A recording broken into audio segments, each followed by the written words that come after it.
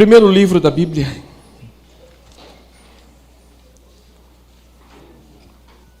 capítulo 12.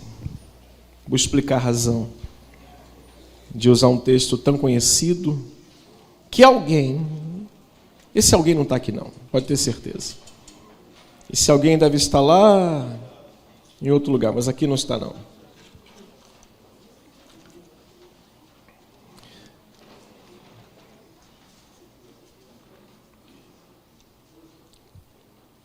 Deus sabe o que a sua igreja precisa. Deus sabe o que cada um de nós precisamos. Existem alimentos que servem para todos, mas existem alguns alimentos que só vão servir para alguns nessa noite.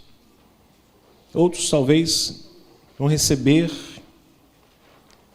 e Deus, sabendo, tendo total conhecimento da nossa vida, Ele nos move a falar aquilo que é necessário para a sua congregação. Porque nós somos o rebanho do pastoreio dele, é ele que é o nosso pastor. Nós só somos um instrumento aqui, somos só uma voz. E o que nós queremos ser aqui hoje, o que eu quero ser aqui hoje, os irmãos que pregam aqui, é só uma voz para ajudar os irmãos.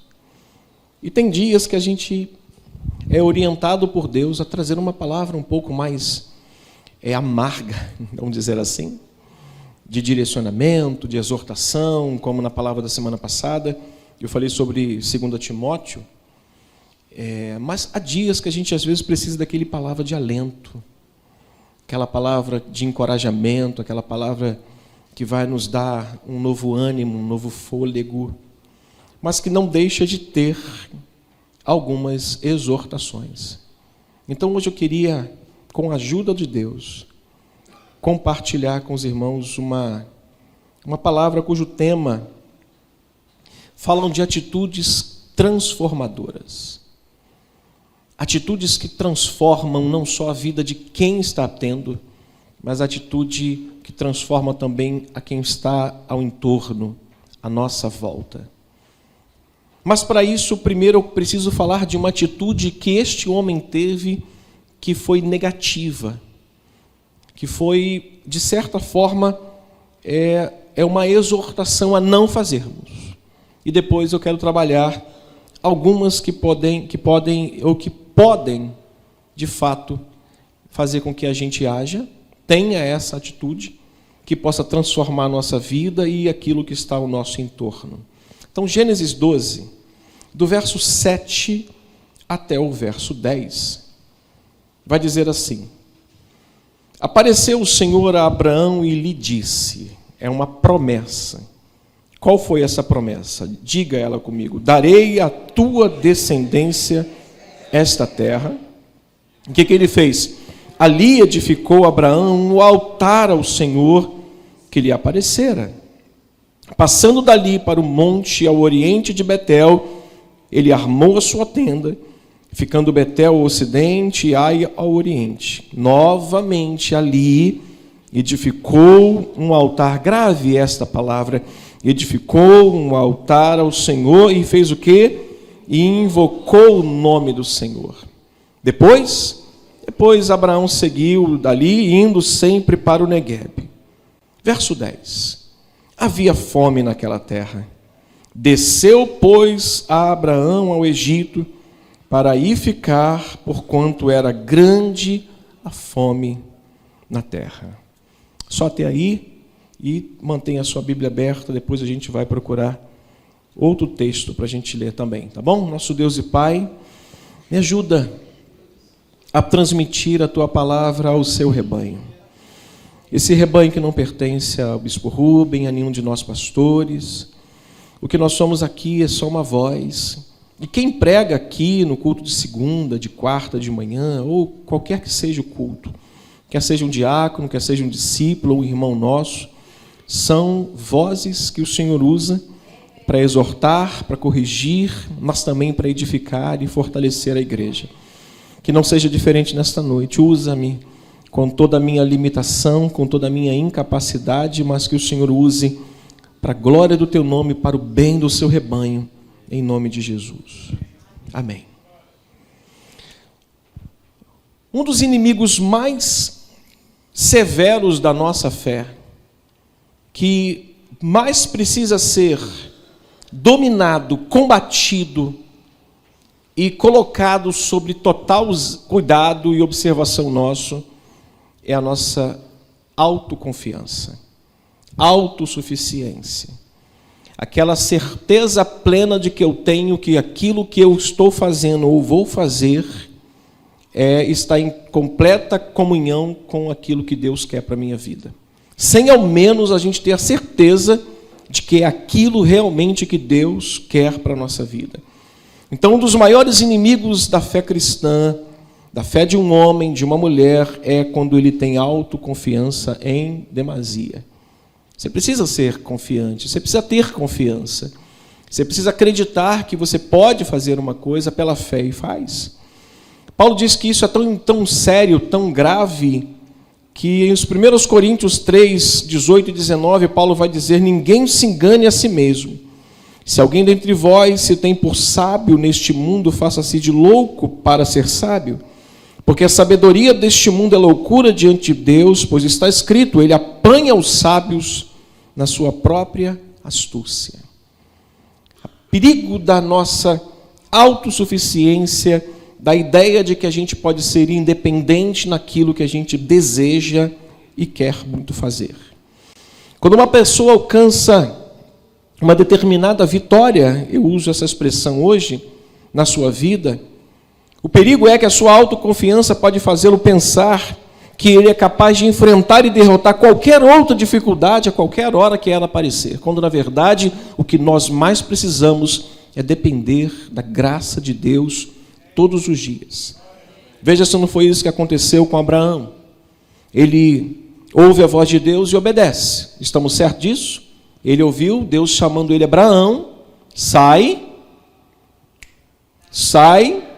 da tua terra, e vai. Verso 4, o que ele fez? Ele partiu. Verso 4 vai dizer, o verbo está escrito aqui: partiu, pois Abraão como lhe fora ordenado pelo Senhor. A Bíblia diz então que ele foi. Chega à terra de Canaã, versículo 5. Atravessa a terra de Siquém, ou seja, ele atravessa uma terra onde a idolatria imperava. E o que ele faz na terra da idolatria? Versículo 6, o que ele faz ali na terra da idolatria? Diz o texto: atravessou Abraão a terra de Siquém, até o carvalho de Moré. Neste tempo os cananeus habitavam na terra. Ali apareceu o Senhor a Abraão e lhe disse: darei a tua descendência. E o que ele fez nessa terra? Edificou um altar, dizendo: Senhor, eles adoram outros deuses, mas eu dependo de ti. No meio da terra da idolatria, esse homem se vê necessitado de buscar a face de Deus. No versículo 7, então, ele recebe a visita de Deus pela segunda vez, e agora a vez em terra estranha, ouve as suas promessas, e assim ele segue.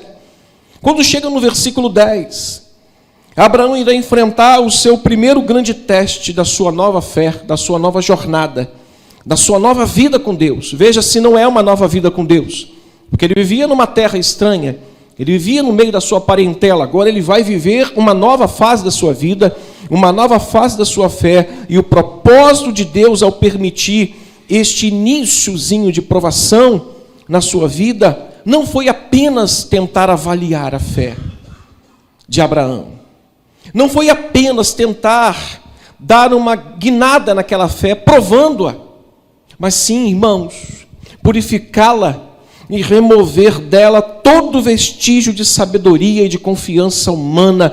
Quando começamos a nova caminhada com Deus, uma das primeiras coisas que Deus quer remover de nós, pelo poder do Espírito, pela pregação da palavra, é totalmente a confiança humana e a sabedoria humana, e dependermos única e exclusivamente de Cristo. Assim fizemos uma aliança com Ele, agora nós pertencemos a Ele, nós somos a habitação do Espírito Santo, Ele é o nosso guia por toda a vida até o fim dela. Então agora não tem lugar mais para a sabedoria humana e nem para a confiança humana, nós confiamos plenamente, absolutamente em Cristo. No verso 10 diz o texto que ele desceu para edificar ali o seu lugar no Egito, porque havia fome. E nesta atitude de Abraão, no versículo 10, vieram as consequências. A primeira delas, que a gente vê em primeiro lugar, é ele forjando a própria rota dele. Ele forja a própria rota dele, e exatamente para isso, irmãos, que às vezes Deus nos permite enfrentar determinados problemas.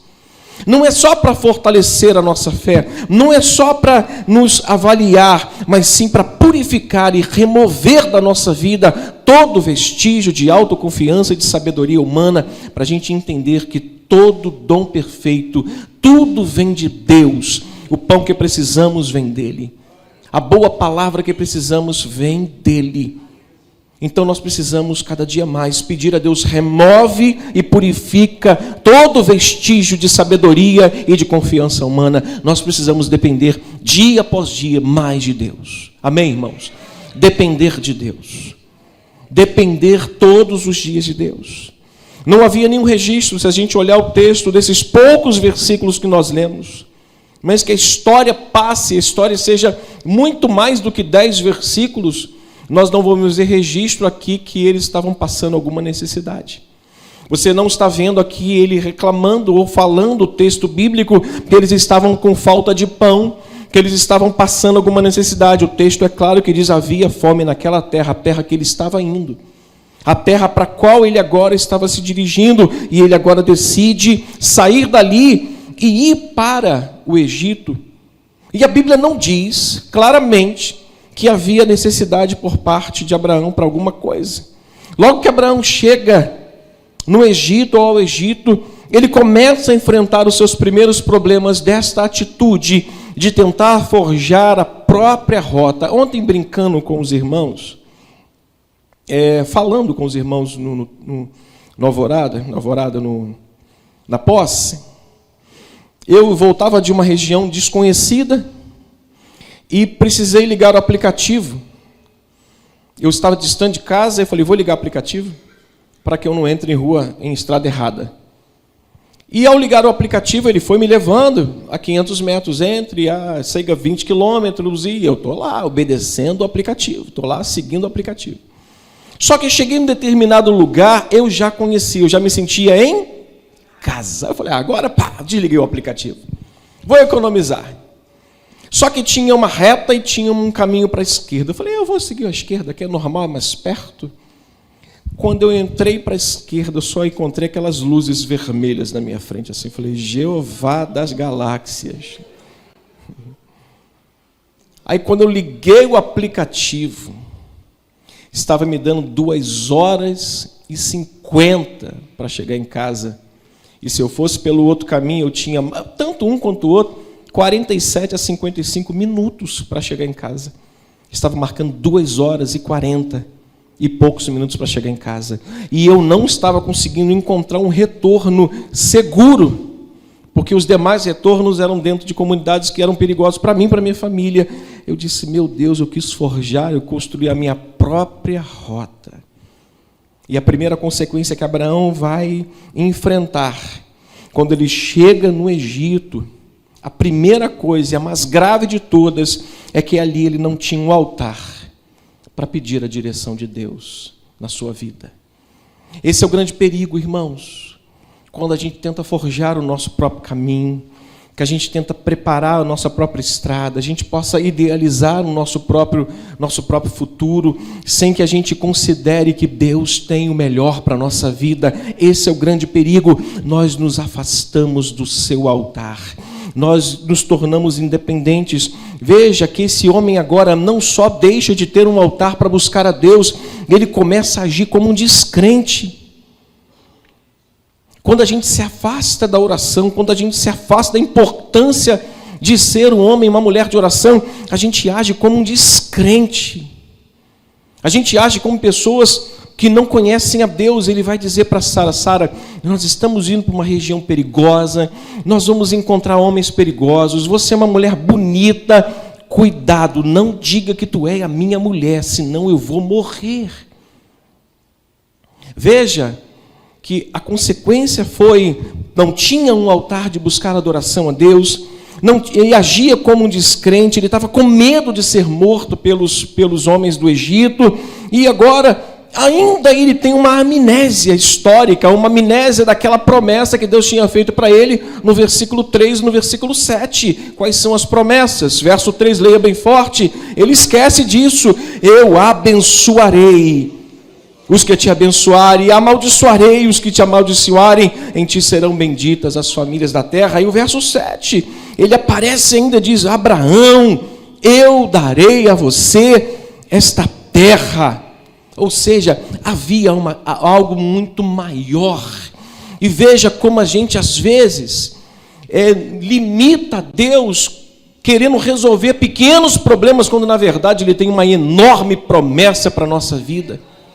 Veja como às vezes a gente coloca Deus dentro de um nicho aonde Ele não cabe, porque Ele é poderoso. E a gente tenta forjar o nosso próprio plano, e Ele vai agir como descrente. Ele diz: diga que é minha mulher, não, diga que é minha irmã. Ele vai ter medo. O homem que perde o contato com Deus, que perde a orientação de Deus, ele passa a agir com medo das coisas. Veja o salmista no Salmo 27 que nós lemos: o Senhor é a minha luz e a minha salvação. Por isso, de quem eu terei medo? O Senhor é a fortaleza da minha vida, a quem teme? Quando os malfeitores me sobrevêm para me destruir, o que ele diz? Os meus adversários, inimigos, eles é que tropeçam, e ainda mais, ainda que um exército se acampe contra mim, o meu coração não terá medo. Quando a gente se afasta disso, a gente acaba perdendo essa confiança. Nunca saberemos a qualidade da nossa fé a menos que Deus a ponha à prova. Nunca saberemos a força da nossa fé a menos que enfrentemos situações que Deus nos coloca. Aí eu te dou 2 conselhos práticos para a sua vida e para a minha vida. Cuidado com isso, não tente alterar o jeito de Deus governar a sua vida. Nunca tente alterar a maneira como Ele está agindo na sua vida. Diga comigo: Ele. Você pode melhorar isso. Diga: Ele é quem garante a minha vida. Não vai te faltar nada. Não vai passar por tribulação e morrer. Como a promessa que Jesus deu aos discípulos: nenhum fio da vossa cabeça será perdido.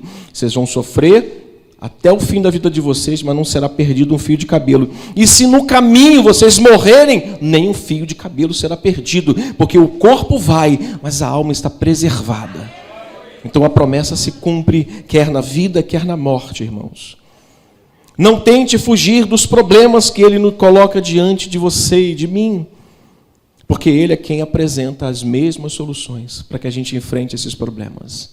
Então diga para o teu irmão: meu irmão, não tente fugir dos problemas, porque Ele é quem apresenta todas as soluções para a sua vida. Meu desejo nessa noite é ser uma voz de encorajamento ao irmão e à irmã que está aqui, aos irmãos que estão em casa. Porque tem dias, né, Zé Carlos? Tem dias que o combustível só dá para chegar até na esquina, né, Zé? Tem dia que o combustível está na reserva da reserva da reserva. Só dá para chegar na esquina. E a gente precisa deste posto aqui. Desse posto aqui, para Jesus, encher o tanque. Quantos estão precisando encher o tanque hoje? Estou precisando encher o tanque. Segunda-feira eu enchi meu tanque, mas já estou na reserva, precisando encher de novo. Já estou precisando de novo. Senhor, enche de novo, Senhor. Vem as lutas, vem as preocupações, vem os problemas, e a gente precisa se reabastecer. Eu quero hoje ser pelo menos o frentista, irmãos. Hoje eu quero ser o frentista para ligar a bomba lá e falar assim: recebe aí, meu irmão, da parte do Senhor, um encorajamento para seguir em frente.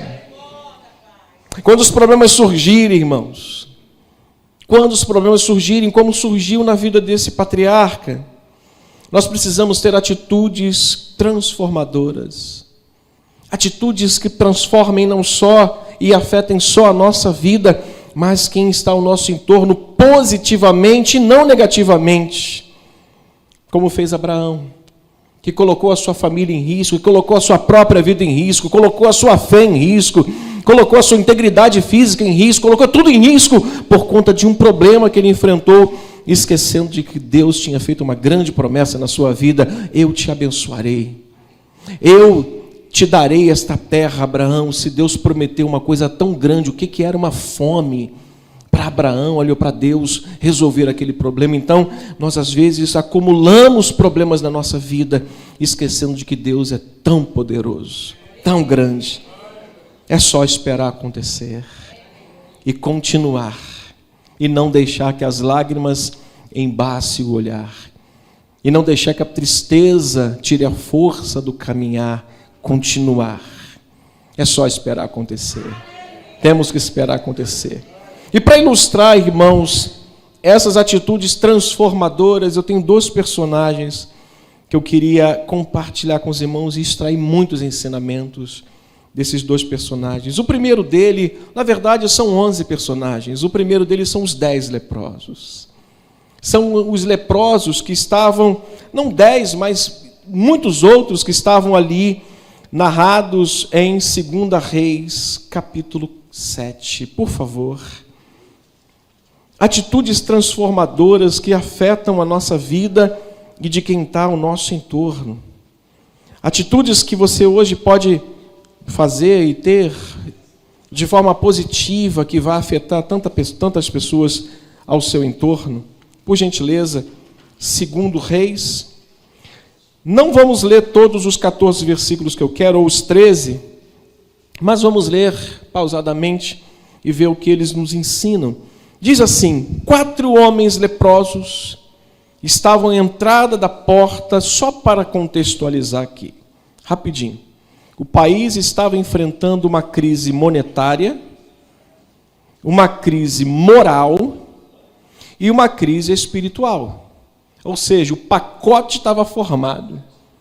O país estava enfrentando uma guerra, estava cercado, preso dentro da sua própria fortaleza. Os inimigos estavam do lado de fora, não deixando eles saírem, oprimindo eles. E nisso que eles não podiam entrar e sair para ganhar o seu dinheiro e comprar as comidas para sobreviver, uma cabeça de jumento era vendida por um valor absurdo. Ou seja, inflação subindo, crescendo, problemas estavam sendo vividos ali, mas havia no leprosário um grupo de leprosos que estavam afastados da cidade, e eles não estavam praticamente sabendo de nada, só não chegava o que para eles? Comida. E havia uma crise moral, havia uma crise espiritual, e esses homens, esses leprosos, tiveram uma atitude transformadora que a gente pode aprender alguma coisa com eles. Versículo 3 ainda: 4 homens leprosos estavam à entrada da porta, os quais disseram uns aos outros: para que estaremos nós aqui sentados até morrermos? Vamos ler o verso 4. Se dissermos, entremos na cidade, há fome na cidade, e morreremos lá. Se ficarmos sentados aqui, também morreremos. Vamos, pois, agora, e demos conosco no arraial dos Círios. Se nos deixarem viver, viveremos. Se nos matarem, tão somente morreremos. O que diz o texto? Levantaram-se ao anoitecer para se dirigirem ao arraial dos Círios, e tendo chegado à entrada do arraial, eis que não havia lá ninguém. Rapidinho, olha para mim. Veja como a palavra de Deus é tão maravilhosa, em detalhes do texto, que você percebe que eles tiveram uma ideia, pensaram na situação, e Deus estava à frente deles, porque eles chegaram, já não havia ninguém na cidade. Deus se antecipa sempre a nós, sempre que a gente age com fé, sempre que a gente age com esperança e com total confiança nele, ele vai à frente da gente. Ele vai à nossa frente. Eu dizia há uns anos atrás, eu vou fazer determinada coisa, mas no tempo de Deus, no tempo certo. E eu acordei no outro dia e disse: você tem tempo hoje, Denise? Rubem pode faltar aula? Não, mas pode. Então ele vai faltar aula. Manu, arruma suas coisas, vamos comigo. Eu peguei e botei todos no carro, viajei quase 300 quilômetros, fui um bate e volta, bati na porta da pessoa, sentei com ela Disse, era para eu vir aqui num tempo que eu não sei qual, mas hoje foi o tempo que Deus me trouxe aqui para resolver esse problema, para falar contigo determinada coisa. Ela disse, eu estava só esperando o Senhor chegar. Deus já tinha falado com ela a 300 quilômetros de distância, coisa que Deus põe no nosso coração para fazer. Ele já foi à frente, preparando todo o caminho para nós. Todo o caminho. Ou seja, algo que eu falei, vou fazer no tempo de Deus, e eu acordei e decidi fazer no outro dia. Entrei no carro e eu falei, será? Aquela pontinha de dúvida. E quantos não tem aquela pontinha de dúvida? Eu falei, rapaz, dirigir 300 quilômetros, gastar dinheiro para chegar lá e tomar porta na cara. Eu cheguei lá e falei assim, eu só estava aguardando o Senhor chegar. Deus já tinha falado comigo. Olha o que diz o texto. Quando eles chegaram à porta da entrada do arraial, eis que não havia lá. Verso 6, por quê? Porque o Senhor fizera ouvir no arraial dos Círios ruído de carros e de cavalos, e ruído de grande exército. Olha como é que Deus age, irmãos. De maneira que disseram uns aos outros, eis que o rei de Israel alugou contra nós os reis dos heteus, os reis dos egípcios, para virem contra nós, pelo que se levantaram e fugindo, ao anoitecer deixaram as suas tendas, seus cavalos, a bênção completa para eles, seus jumentos, e o arraial como estava, tinha até uma mesa posta, e fugiram para salvar a sua vida. Verso 8, leia por favor. Chegando, pois, aqueles leprosos, à entrada do arraial, entraram numa tenda, e comeram, e beberam, e tomaram dali para prata e ouro e vestes, e se foram, e se esconderam, e voltaram, e entraram em outra tenda. Dali também tomaram alguma coisa e se esconderam.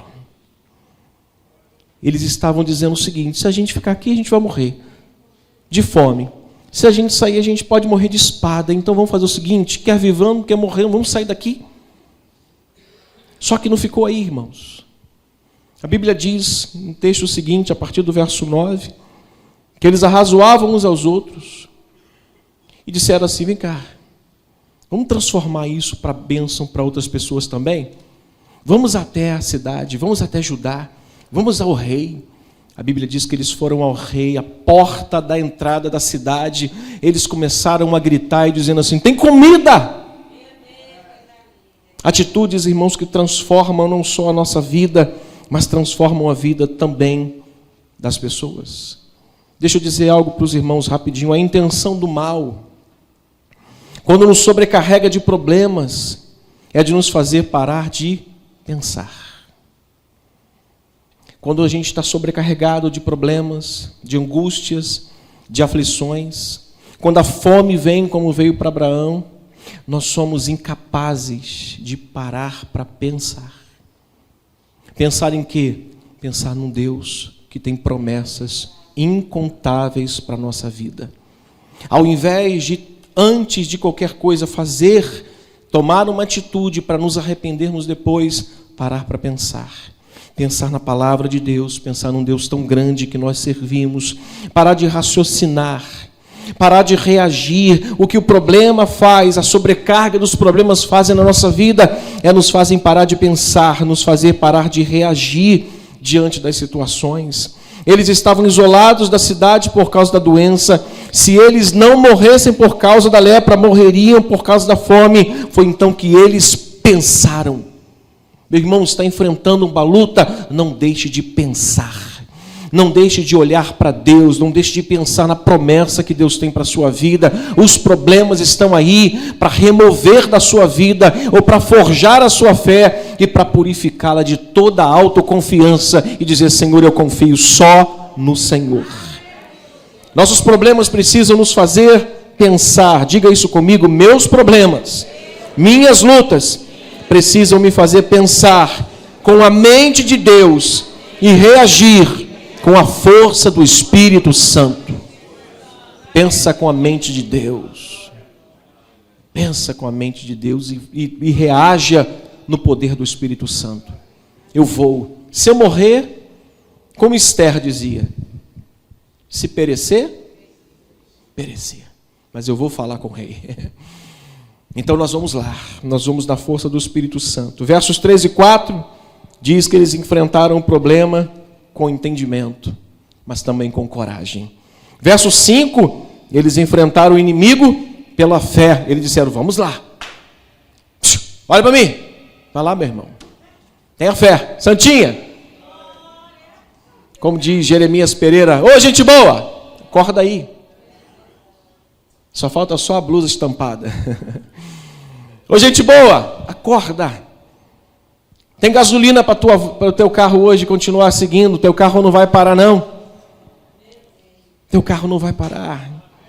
Ouça a voz de Deus essa noite.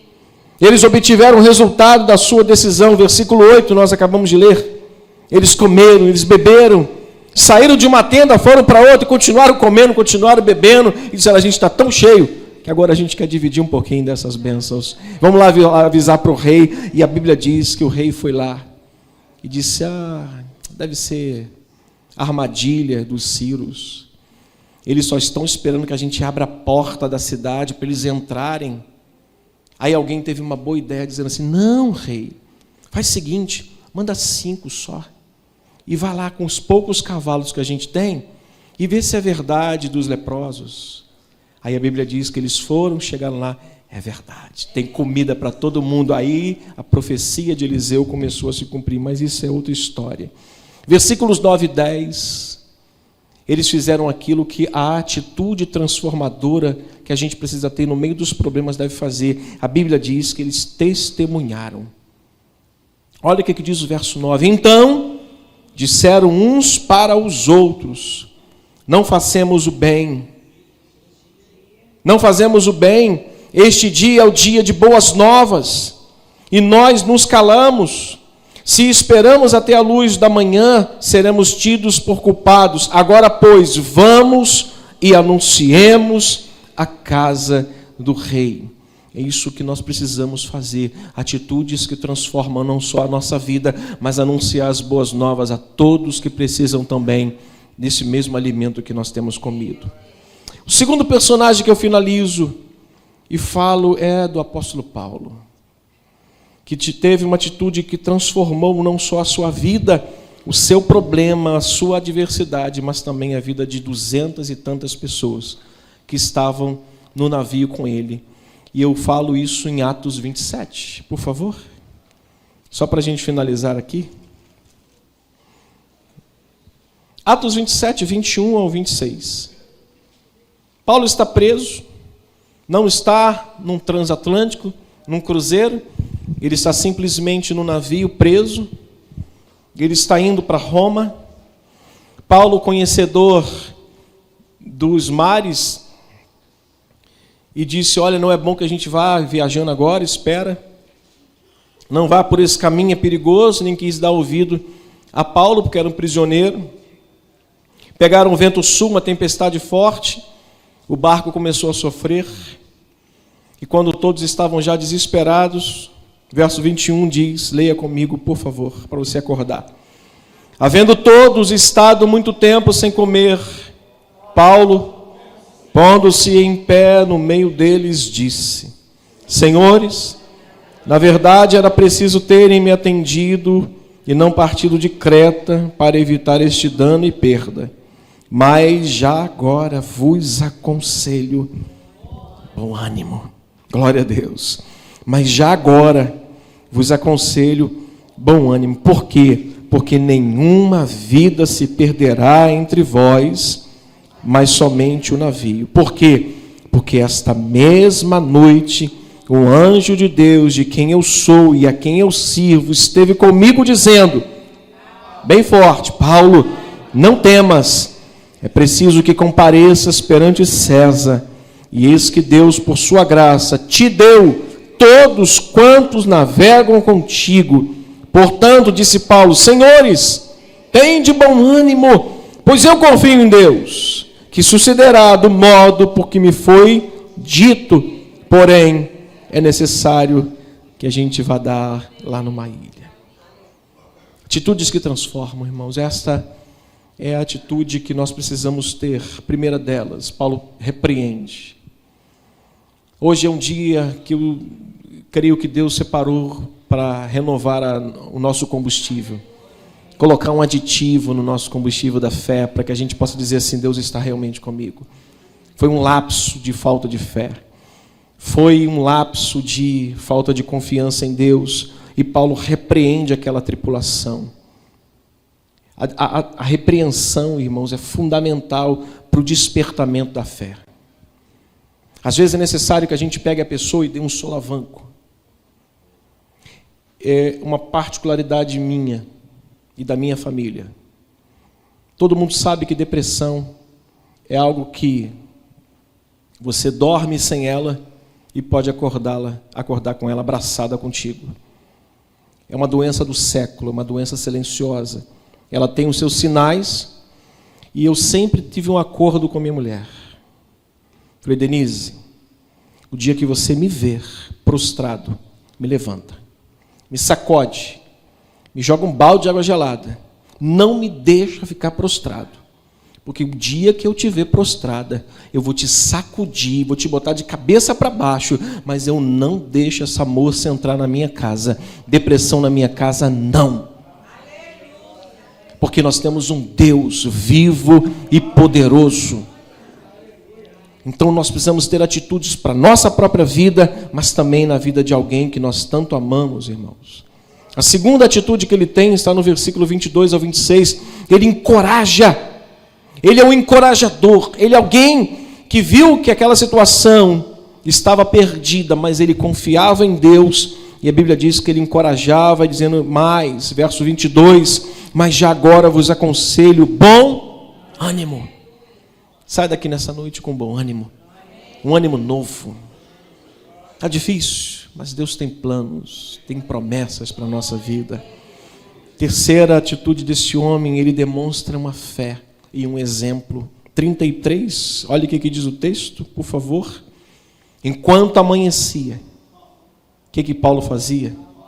Rogava a todos que se alimentassem, dizendo, hoje é o 14º dia, em que esperando estáis sem comer, nada tendo provado, eu vos rogo que comais alguma coisa, porque disso depende a vossa segurança, pois nenhum de vós, Paulo está dizendo novamente, ninguém vai se perder, ou seja, Deus tinha falado para ele, ele capturou aquela palavra para ele, diz, eu não deixo isso fugir. Pastor amigo meu diz, Otávio, quando você entrar num culto, seja um imã, capture tudo o que o pastor falar. Depois o Espírito Santo vai colocar em ordem no seu coração. Sempre guardei isso. Pode ser que o pastor não tenha falado muita coisa que me interesse. Mas tem um momento em que aquela mensagem o Espírito Santo vai capturar para pôr em ordem na sua alma. E no momento certo ela vai fazer toda a diferença no seu coração e na sua fé. Verso ainda, por gentileza, para a gente finalizar.